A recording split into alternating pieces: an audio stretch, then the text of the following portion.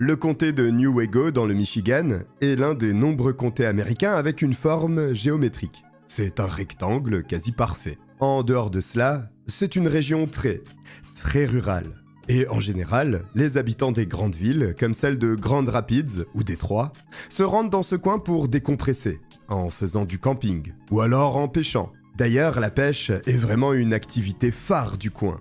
Vous pouvez la pratiquer dans un étang, une rivière, ou l'un des nombreux lacs du secteur.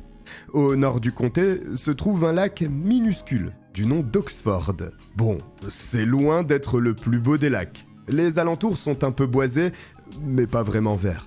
Il y a des marécages à certains endroits, et il faut être honnête, ce n'est pas réellement la destination première des touristes. Cela dit, le lac d'Oxford crée un certain intérêt pour les chasseurs, et notamment ceux qui essayent de capturer des tortues ainsi que des grenouilles, puisque les eaux en regorgent. Le samedi 5 juillet 1997, 2 hommes de la région profitent de leur fin de semaine pour se détendre et pêcher de la tortue dans le lac. Sauf qu'après quelques minutes sur le lac seulement, ils quittent les lieux pour téléphoner à la police.